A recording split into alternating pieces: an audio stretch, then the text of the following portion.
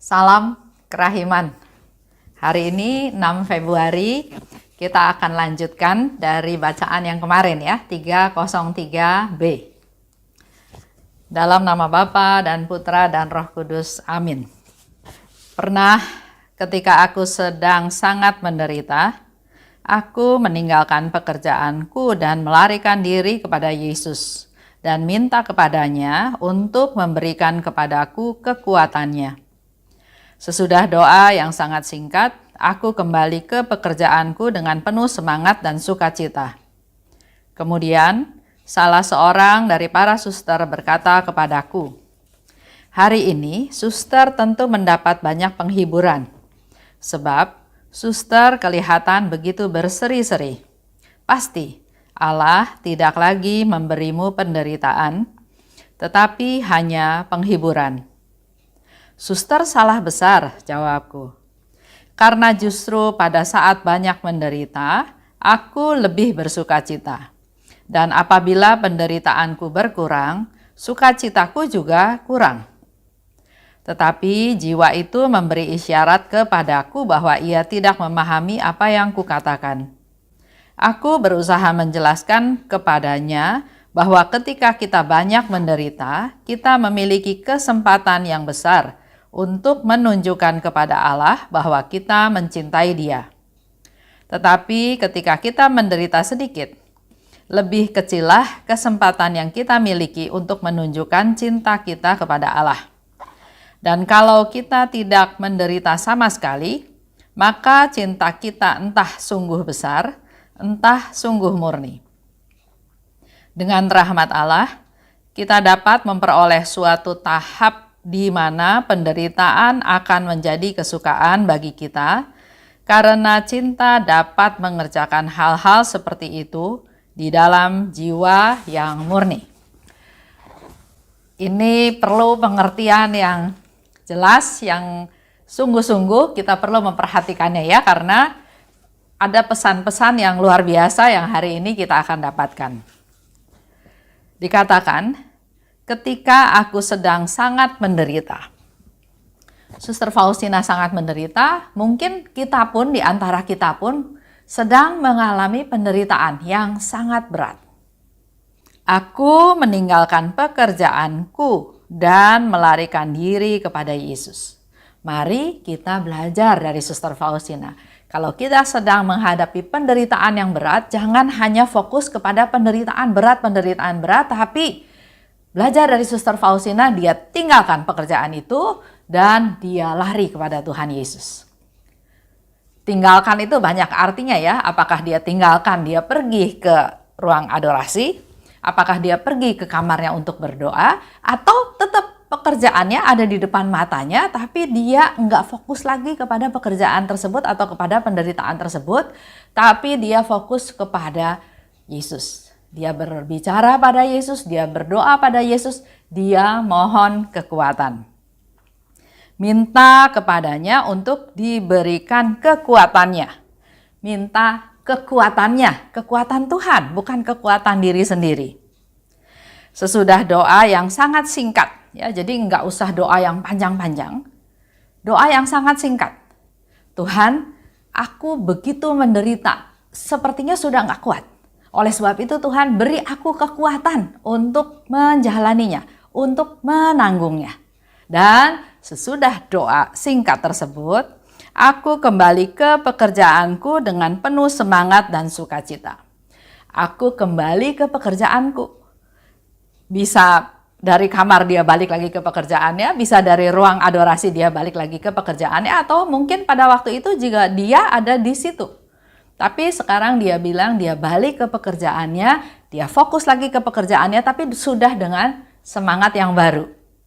Sehingga dikatakan salah seorang suster yang melihat Suster Faustina, dia katakan, "Hari ini suster tentu mendapat banyak penghiburan, sebab suster kelihatan begitu berseri-seri."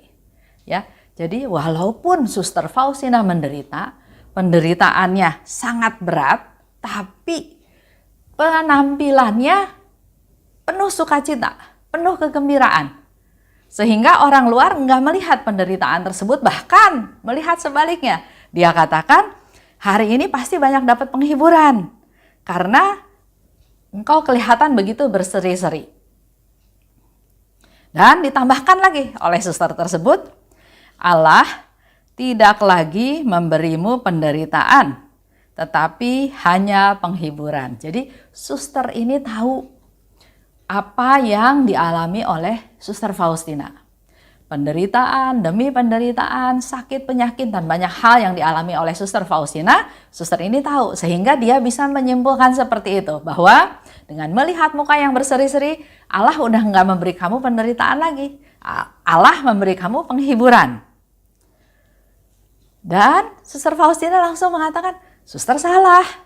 Jadi kita juga jangan melihat apa yang tersurat, apa yang kelihatan, karena bisa salah.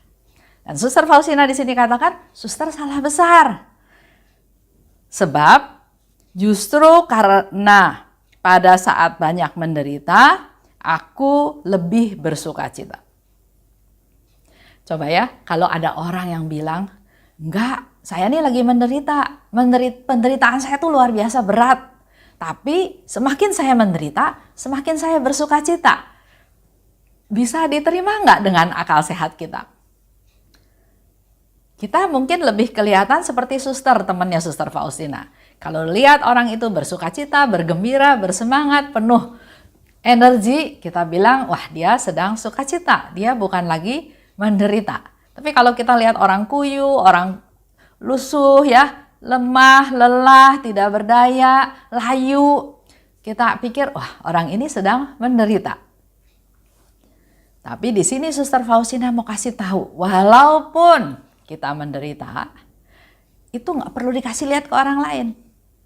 Tapi langkahnya adalah mencari kekuatan, minta kekuatan dari Tuhan, dan dengan kekuatan itu dia yakin, dia imani, dia bisa menjalani penderitaan tersebut sehingga dia penuh dengan sukacita. Karena Suster Faustina punya lagi satu masukan, satu pegangan bahwa semakin dia menderita, berarti kan dia semakin dipakai Tuhan. Semakin dia bisa menjadi silih untuk orang lain, semakin dia bisa mengorbankan dirinya untuk orang lain, semakin banyak jiwa yang diselamatkan. Oleh sebab itu dikatakan, semakin menderita, aku semakin bersukacita. Jadi yang dilihat itu jauh yang tersirat ya. Yang dilihat itu adalah sesuatu yang di luar kebiasaan sehari-hari. Suster Faustina dari awal kita tahu dia punya keinginan, dia selalu berbicara pada Tuhan, aku ingin Tuhan, supaya hatiku terpecah-pecah menjadi kecil-kecil, mewakili orang-orang yang punya hati-hati yang nggak mau berterima kasih pada Tuhan. Tuhan, aku mau doa ini, adorasi ini, perayaan Ekaristi ini menjadi silih untuk jiwa-jiwa yang tidak kenal Tuhan, jiwa-jiwa yang malang, untuk supaya mereka bisa mengalami kerahiman Tuhan. Jadi semakin dia menderita, dia akan menjadi semakin bersukacita karena penderitaannya itu dia bisa persembahkan pada Tuhan. Nah, bagaimana dengan kita? Kita seringnya menderita itu terus fokusnya hanya ke dalam penderitaan. Aduh Tuhan, kok saya menderita? Sampai kapan saya harus menderita? Mari kita buka wawasan kita lebih luas. Kalau Tuhan izinkan ini terjadi, pasti Tuhan juga punya maksud. Mari persembahkan segala penderitaan ini pada Tuhan. Kalau nggak kuat, minta kekuatan dari Tuhan. Dan apabila penderitaanku berkurang, sukacitaku juga berkurang. Itu yang dikatakan oleh Suster Faustina pada suster tersebut. Dan otomatis memang suster itu bingung. Nggak bisa ngerti kata-kata tersebut. Suster Faustina katakan ya di sini, jiwa itu memberi isyarat kepadaku bahwa ia tidak memahami apa yang kukatakan. Suster Faustina itu punya kemampuan untuk membaca jiwa seseorang. Itu juga salah satu rahmat yang Tuhan beri. Jadi dalam hal ini Suster Faustina bilang jiwa si suster itu memberikan isyarat kepada dia bahwa dia nggak ngerti. Tapi Suster Faustina ingin menjelaskan lagi dan selanjutnya dikatakan, ketika kita banyak menderita, kita punya banyak kesempatan untuk menunjukkan kepada Allah bahwa kita mencintai Dia. Dengan banyak menderita, malah kesempatan itu jadi terbuka. Sering yang saya kasih contoh, kalau dalam satu komunitas, semua orangnya baik, semua orangnya suci, semua orangnya rendah hati, murah hati, nggak ada sesuatu pun yang tercela. Bisa kita berbelas kasih? Bisa kita mengampuni? Nggak bisa. Siapa yang mau saya ampuni? Semuanya baik sama saya. Semuanya mensupport saya, semuanya membuat saya bergembira, semuanya mendukung saya, semuanya membuat saya senang. Nggak ada satu juga yang menyusahkan saya. Bisa saya mengampuni mereka? Enggak ada kesempatan. Nah, di sini Suster Faustina bilang, kalau kita banyak menderita, contoh ya, dalam kehidupan suami istri. Suaminya selingkuh. Si istri sakit hati, marah, kecewa, dendam, merasa kalah saingan, merasa disisihkan, merasa nggak berharga, banyak hal yang dia alami. Menderita ya. Semakin besar penderitaan, Suster Faustina bilang, semakin besar kesempatanku untuk menunjukkan kepada Allah bahwa aku mencintai Dia. Apa yang harus dilakukan? Turuti firman-Nya, turuti perintahnya. Tuhan bilang apa? Doakan para pendosa yang malang. Suaminya termasuk pendosa yang malang. Ampuni dia. Berapa kali? 70 kali 7 kali. Pada waktu kita melaksanakan firman Tuhan, melaksanakan perintah Tuhan, Tuhan senang. Dan itulah yang mau ditunjukkan oleh Suster Faustina, bahwa semakin besar penderitaan, semakin terbuka kesempatan untuk bisa menyatakan cinta kita kepada Tuhan. Tapi ketika kita menderita sedikit, lebih kecillah kesempatan yang kita miliki untuk menunjukkan cinta kita pada Allah. Contoh ya, sekarang dalam masa pandemi. Kan ketemu sama orang, orangnya itu-itu lagi.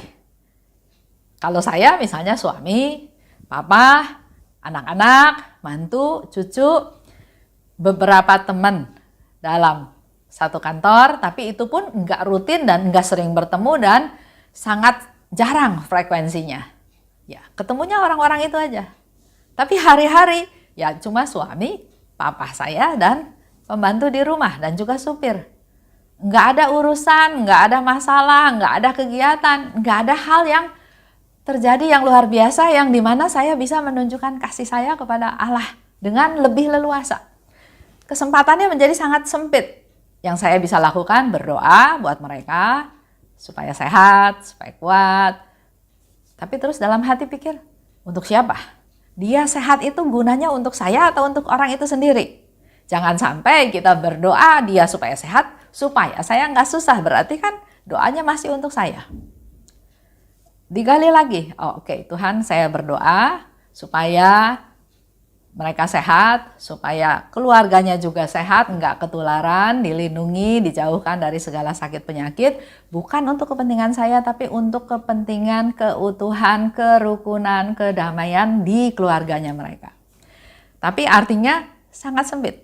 Kalau banyak yang bersalah dalam tanda kutip, atau saya melakukan kesalahan, saya juga lebih banyak gampang untuk mengampuni mereka karena punya kasusnya, atau juga saya bisa mengevaluasi diri untuk merubah sikap-sikap saya yang nggak bagus. Tapi kalau kesempatannya kecil, ya perbaikannya juga jadi kecil. Itu ya kira-kira yang saya alami. Bahkan kalau tidak menderita sama sekali, maka cinta kita entah sungguh besar, entah sungguh murni, nggak keuji. Kalau nggak menderita ya, ada suami istri. Si istri ini begitu dimanja oleh suaminya. Bahkan waktu punya anak pun, si istri bilang, Saya mau punya anak sama kamu, tapi saya nggak mau urus anak. Kalau kamu mau punya anak, kamu yang urus. Si suami mau mengurus. Anak ke-1, anak kedua, anak ketiga, tiga-tiganya suaminya yang urus. Si ibu merasa, si istri merasa, itu udah kesepakatan saya. Nggak pernah menderita. Dia sendiri mengevaluasi, apakah saya sungguh mencintai suami saya? Atau enggak, karena enggak teruji. Semuanya nyaman, semuanya enak. Ya, jadi di sini dikatakan entah cintanya sungguh besar, entah cintanya murni, itu enggak kejawab karena enggak melalui suatu tantangan, suatu peristiwa. Dengan rahmat Allah, kita dapat memperoleh suatu tahap di mana penderitaan akan menjadi kesukaan bagi kita. Karena cinta dapat mengerjakan hal-hal seperti itu di dalam jiwa yang murni. Ini menjadi masukan buat kita semua. Bisa nggak merubah penderitaan itu menjadi sukacita? Bukan penderitaan dibalik jadi sukacita. Nggak bisa, proses. Ya. Tapi di sini dikatakan kita dapat memperoleh rahmat dari Tuhan. Kita minta rahmat dari Tuhan supaya kita bisa merubah penderitaan yang kita alami menjadi sukacita. Bukan dengan kemampuan sendiri, tapi minta rahmat dari Tuhan. Dan ini bisa terjadi karena cinta dapat merubah hal-hal seperti ini kalau kita mempunyai jiwa yang murni. Jadi ada tahapannya. Pertama, kita harus punya jiwa yang murni dulu. Yang tulus, yang bukan mendendam, yang bukan salah-salahin orang ya, tapi punya jiwa yang murni. Nah, dengan jiwa yang murni, penderitaan dengan rahmat Tuhan akan bisa berubah menjadi sukacita. Karena dengan cinta, didasarkan dengan cinta, maka hal-hal tersebut dimungkinkan pada jiwa yang murni.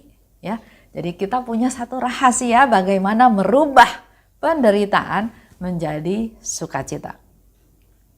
Itu aja untuk hari ini.